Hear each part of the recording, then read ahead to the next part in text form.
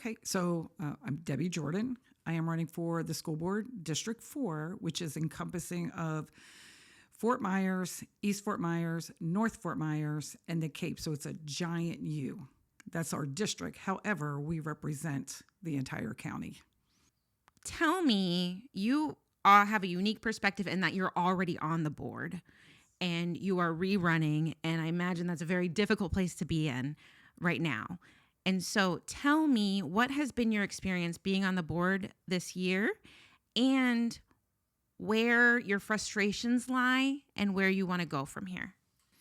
Okay, well, to me, I don't think it's difficult. What it is we have a board of 7.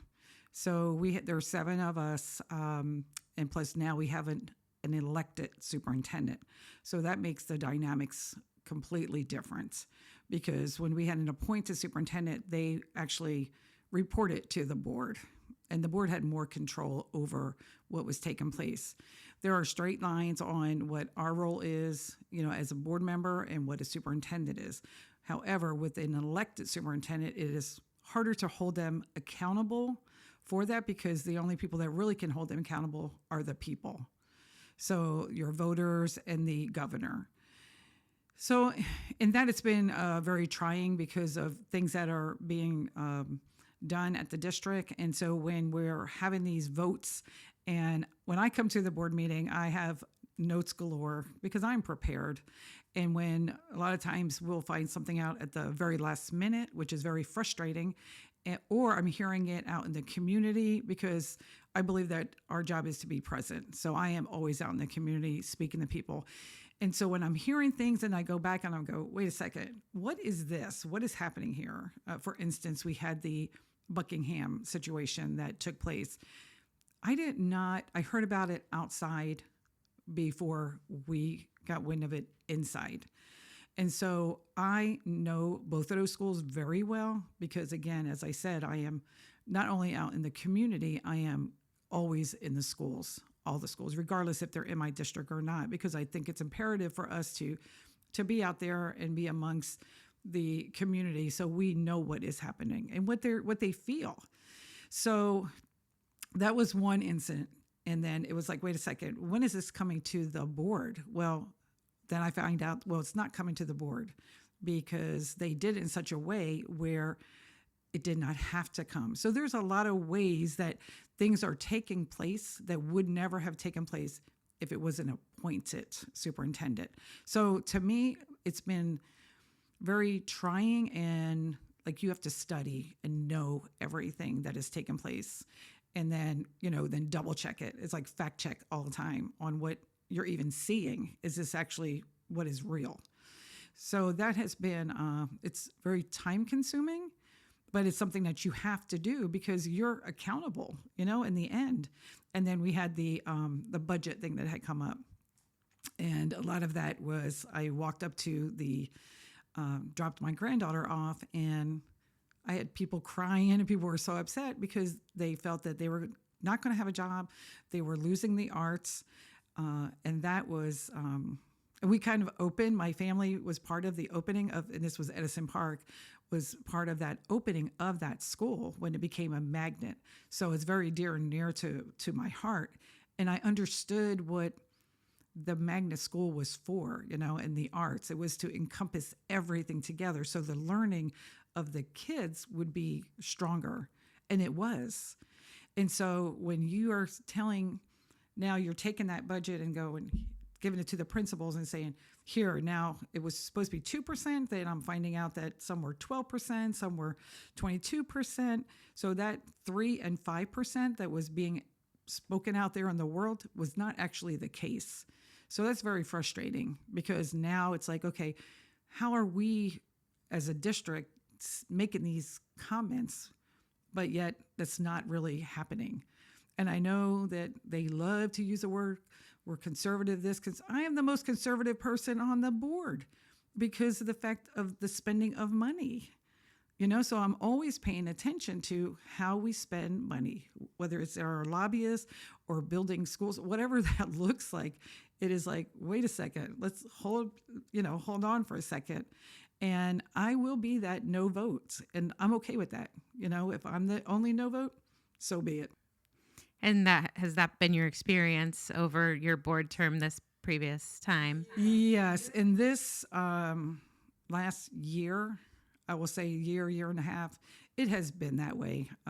But again, I'm okay because I know that when I'm making my vote, the vote is what I have. And that's why, to me, it's imperative that people get out and vote because that's what we have is our voice.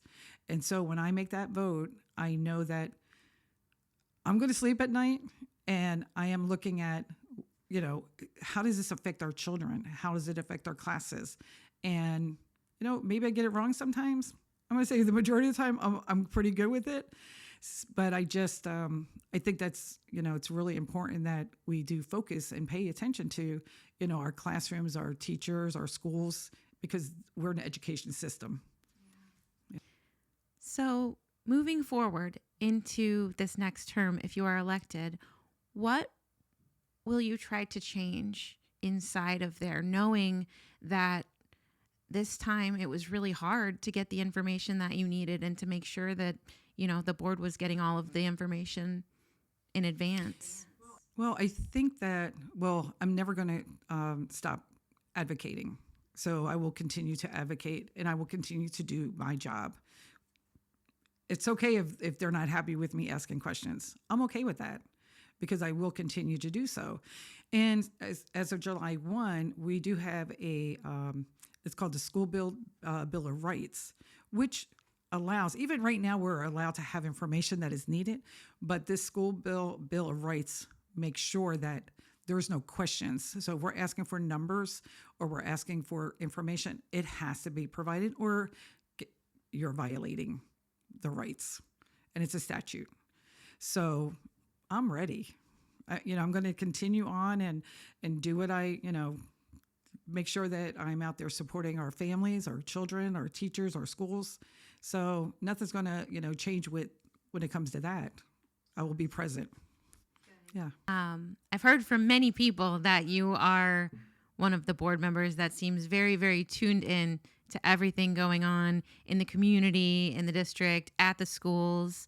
What is your favorite part of the Lee County public school system as it exists right now? I think for me, it's really important because I have many grandkids. So my grandkids are spread out throughout Lee County. And I think the fact that, and I've been an advocate for this since my first run, it's making sure that we have pathways for our children, whatever that looks like for them. I mean, as I said, I have many grandkids. So some of them, want to go the college route. But then again, my granddaughter came out as a welder, making fantastic money at the age of 18. So to me, when you're looking at that and given opportunities, and if I thought about it before, I'm thinking about it now, where my kids, I felt like they had to go to college. But now I'm like, wait a second, we need an electrician, we need a plumber, we need everything that you can imagine that can help the family dynamics as far as everybody else. And it's good paying work, the trades. So I've been a part of the CTE, and making sure that we do have those pathways. And so I'm really proud that we have all the academies in our schools. So when our kids are looking at, what does our future look like? How can I finish school and walk out and be productive, and that's what we want. We want them to be a productive citizen. And not only that, our schools are the economic drivers of our community, real estate, whatever you think about, that's what brings people. If you have good schools, they're going to come. You have good schools, they're not going to take a voucher. They're going to stay within our public schools. And so we just need to tell our story better. And when I'm out there, I speak about the good stuff that our kids do. Like we have kids at Dunbar. I can talk about this all day. Kids at some of our kids at Dunbar, they went to Harvard for free. They went to MIT.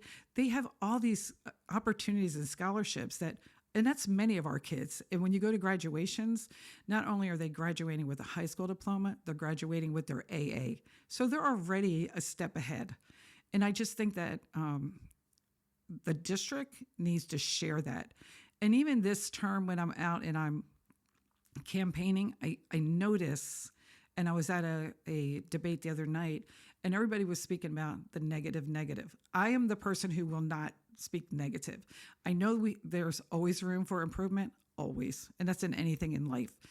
But I do know how hard our kids, our teachers, and everybody works.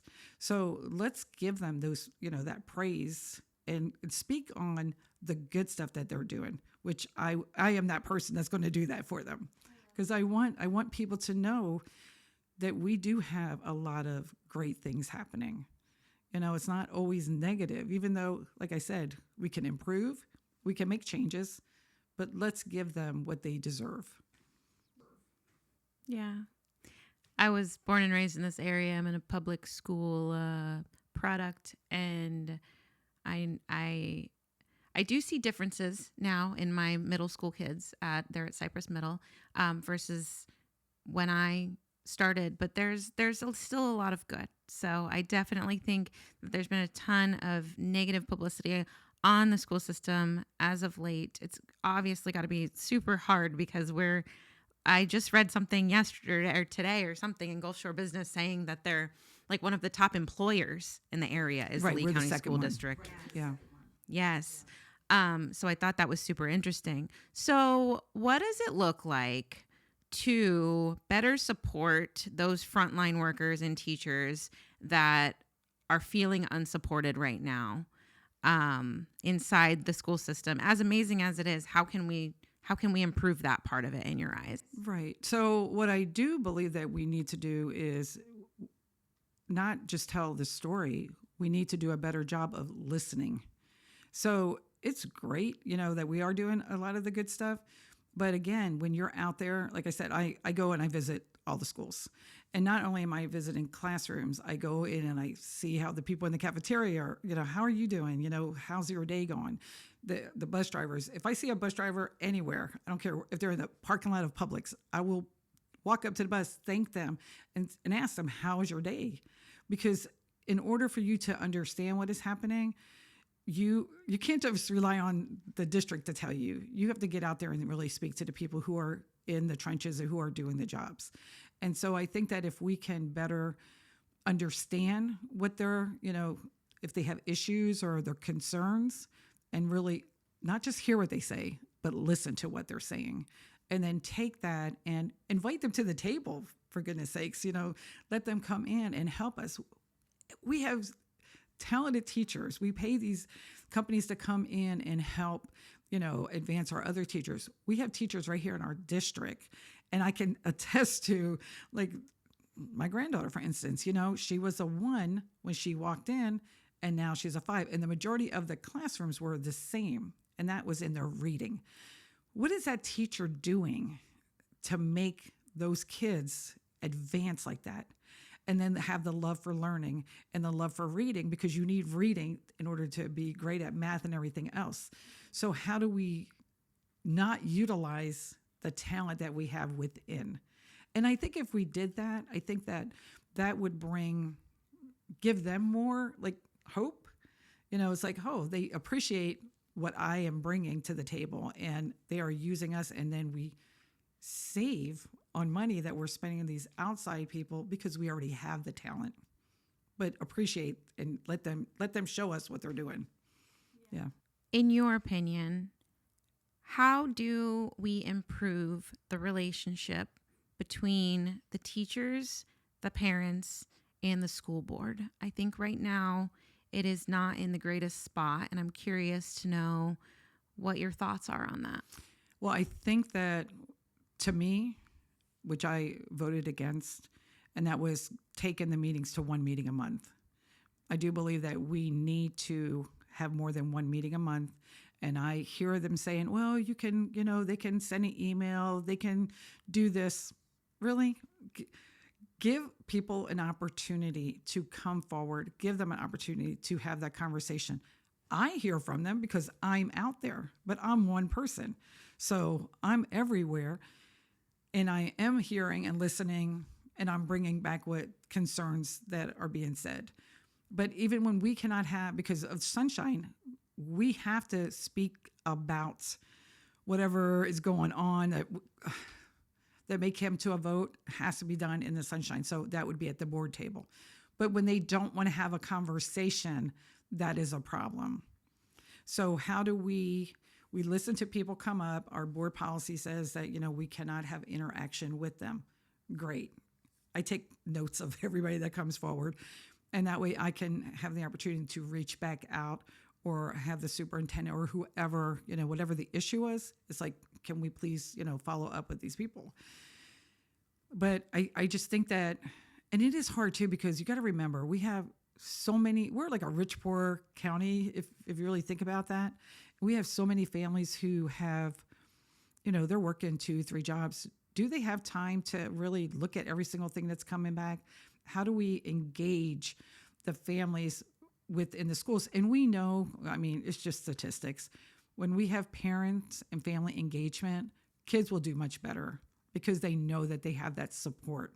Even if it's for, 5 minutes, whatever that looks like for that family, I think that's really imperative. And I have noticed that some of our schools, especially the ones that are the community partnership schools, they do things like events, invite the whole families in. So not only are the parents coming in and listening and seeing, they bring the kids in, the kids can go into another room, they'll feed them, and then the parents are having conversation on because that's the only time they have. So what can we do to help you help your child? So, and I think that when I'm going and I see these where you have 100 plus, that's a good day. When you see parents, doing that. And then again, we have the language barriers. So we have so many of our students, because we are a majority district. I don't care what anybody wants to think, that's what we are. So we have the people who, they don't have that language, and the children are speaking for the parents. So we just have to really try to hone in on that and try to capture, as much as we can. But I will tell you, I see the families of those children coming to these like PTA, PTOs, and even the PTAs and PTOs, if they're strong, I think that supports the schools, the teachers, and the families. Yeah. I feel like you've spoken really well on your passion for the district and for hearing families out and really understanding the needs of the community. What else? I think to me is what's really important. We have to do a better job as a community understanding what is happening and reading. And it's not just about one group of people, because that's not who we are as a society. And I think when we allow that to take place and say it's just one side or another, we know that that is not correct. So I think that people need to start finding their voices and really and make sure that they vote, because that is your opportunity to make sure you have people that are going to represent you and not the corporate or whatever they want to make it to be, but really that's going to represent the people and the families.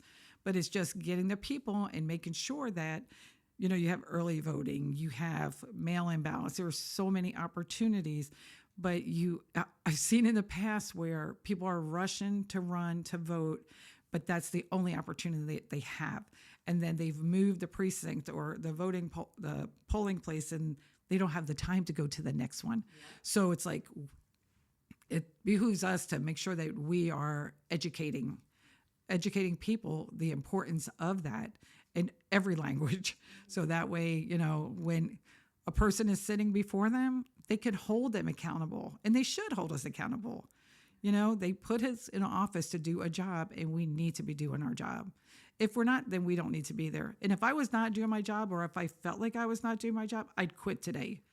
But I know that I have a bigger calling to be there to make sure that the job is done, and I will fight to make sure that stays. Yeah. I want to use this opportunity to allow you to talk directly to your voting district and tell them anything that you want to say to encourage them to vote for you and to get out there, and anything that you have left to say to them. I'm Debbie Jordan, and I am running for re-election, and early voting starts August the 8th. And so that's your time to go to any polling place that you would like to go to.